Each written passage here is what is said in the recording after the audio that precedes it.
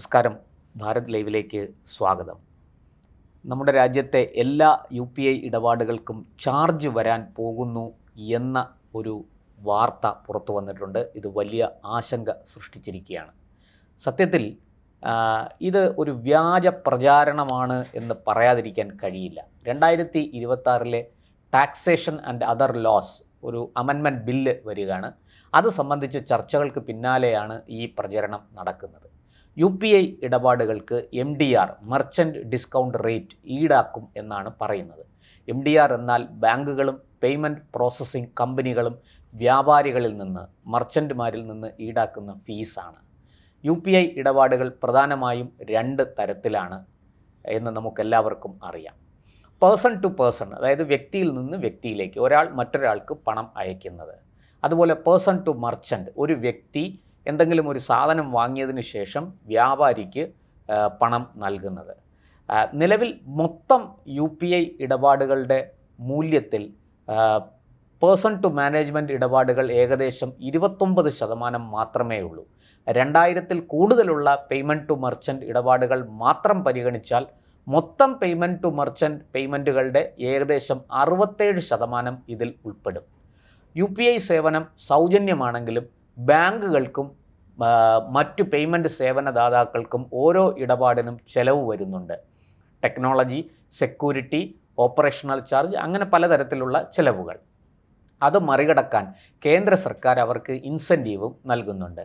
നമ്മുടെ ഈ സാമ്പത്തിക വർഷത്തിൽ 2026-27 UPI ഉൾപ്പെടെയുള്ള ഡിജിറ്റൽ പേയ്മെൻറ്റ് സംവിധാനങ്ങൾക്കായി 2000 കോടി രൂപ കേന്ദ്ര ബജറ്റിൽ സർക്കാർ നീക്കിവെച്ചിട്ടുമുണ്ട്. 2022 RBI രേഖ പ്രകാരം ഓരോ പേയ്മെൻറ്റ് ടു മർച്ചൻ്റ് UPI ഇടപാടിനും ബാങ്കുകൾക്കും ആപ്പ് അഥവാ പേയ്മെൻറ്റ് സേവനദാതാക്കൾക്കും NPCIക്കും വരുന്ന ആകെ ചെലവ് ഇടപാട് മൂല്യത്തിൻ്റെ ഏകദേശം 0.25% ആണ്. 2000-ൽ കൂടുതലുള്ള പേയ്മെൻറ്റ് ടു മർച്ചൻ്റ് UPI ഇടപാടുകൾക്ക് ചെറിയൊരു MDR, പ്രത്യേകിച്ചും 0.25%-ൽ താഴെ ഈടാക്കിയാൽ UPI എക്കോസിസ്റ്റത്തിലെ ചെലവുകൾ ഭാഗികമായി മതിയായ രീതിയിൽ പരിഹരിക്കാനും സർക്കാർ നമ്മുടെ നികുതി പണത്തിൽ നിന്ന് നൽകുന്ന ഇൻസെൻറ്റീവ് നിർത്തലാക്കാനും കഴിയും. അപ്പോൾ ഉയരുന്ന ചോദ്യങ്ങൾ നിരവധിയാണ്. UPI സേവനത്തിന് ഫീസ് ഈടാക്കുമോ? ഇല്ല എന്നാണ് ഉത്തരം. ഒരു വ്യക്തി മറ്റൊരു വ്യക്തിക്ക് പണം UPI വഴി അയക്കുന്നതിന് ഫീസില്ല.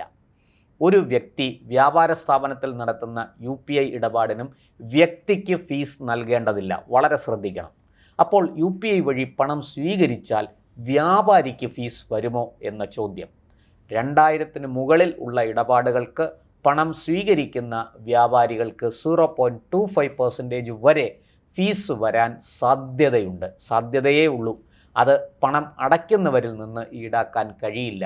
ചുരുക്കി പറഞ്ഞാൽ UPI ഇടപാടുകൾ ഇനിയും ഫ്രീ തന്നെയായിരിക്കും, സൗജന്യം തന്നെയായിരിക്കും. UPI ഇടപാടുകൾക്ക് വരുന്ന ചെലവുകൾക്ക് ബാങ്കുകൾക്കും പേയ്മെൻറ്റ് കമ്പനികൾക്കും സർക്കാർ നൽകുന്ന ഇൻസെൻറ്റീവ് എന്നത് നമ്മുടെ നികുതിപ്പണം തന്നെയാണ്. ആ ഇൻസെൻറ്റീവ് നിർത്തലാക്കി അതിന് വരുന്ന തുക ഫീസായി ഈടാക്കാൻ ആണ് നീക്കം നടക്കുന്നത്. ഇതിനെയാണ് ഇനി മുതൽ എല്ലാ UPI ഇടപാടുകൾക്കും ചാർജ് ഈടാക്കുന്നു എന്ന് പറഞ്ഞ് വളച്ചൊടിച്ച് ബഹളം ഉണ്ടാക്കുന്നത്. ഒരു തരത്തിൽ നോക്കിയാൽ സർക്കാർ ഇതിനെക്കുറിച്ച് കൃത്യമായൊരു വിശദീകരണം നൽകേണ്ടതുണ്ട്. ജനങ്ങളോട് കാര്യങ്ങൾ നല്ല വ്യക്തമായി തുറന്നു പറയണം. അല്ലെങ്കിൽ വ്യാജ പ്രചാരണം നടത്തുന്നവരെ നിയമത്തിൻ്റെ മുന്നിലെത്തിച്ച് അവർക്കെതിരെ നടപടിയെടുക്കണം. ഈ രണ്ട് കാര്യങ്ങൾ ചെയ്തില്ലെങ്കിൽ ഇതിനെക്കുറിച്ച് വലിയ രീതിയിലുള്ള വ്യാജ പ്രചാരണങ്ങൾ നടക്കും. നമ്മൾ മനസ്സിലാക്കേണ്ടത്, ഈ UPI ഇടപാടുകൾ ആരംഭിച്ചതിന് ശേഷം നമ്മൾ നാഷണൽ ക്രൈം റെക്കോർഡ്സ് ബ്യൂറോയുടെ കണക്കുകൾ പരിശോധിച്ചാൽ തന്നെ മനസ്സിലാകും, രാജ്യത്ത് കള്ളനോട്ടിൻ്റെ വ്യാപനം വളരെയധികം കുറഞ്ഞിട്ടുണ്ട്. കേവലം നോട്ട് നിരോധനം കൊണ്ട് മാത്രമല്ല നമ്മൾ സാമ്പത്തികമായ ഒരു മുന്നേറ്റത്തിൻ്റെ വഴി തുറന്നത്. നമുക്കറിയാം, കാശ്മീരിലും മറ്റും നമ്മുടെ സൈനികരെ കല്ലെറിയാൻ വളരെ കൃത്യമായിട്ട് അവിടെ വിദ്യാർത്ഥികൾക്കും അവിടുത്തെ ജനങ്ങൾക്കും പണം നൽകിക്കൊണ്ടിരുന്നു എന്നുള്ളത് ഇന്ന് എല്ലാവർക്കും അറിയുന്ന സത്യമാണ്. ഈ പണം എങ്ങനെ വന്നു? ഈ പണം ആരാണ് ഇവർക്ക് നൽകുന്നത്?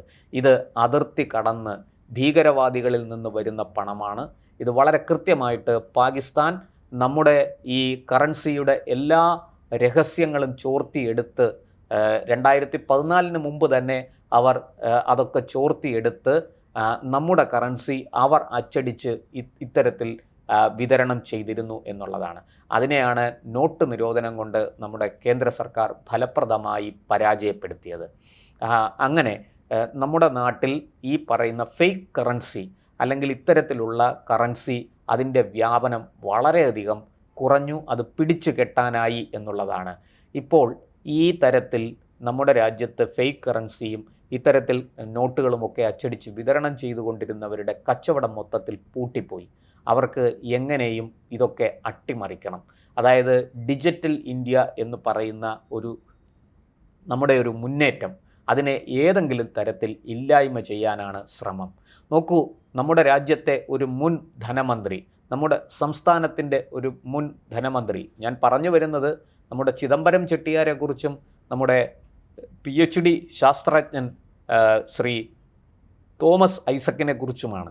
ഈ രണ്ടുപേരും നോട്ട് നിരോധനത്തെയും UPI ഇടപാടുകളെയും ഡിജിറ്റൽ ഇടപാടുകളെയും ഒക്കെ അതിനിശിതമായി വിമർശിച്ചുകൊണ്ട് രംഗത്ത് വന്നതാണ്.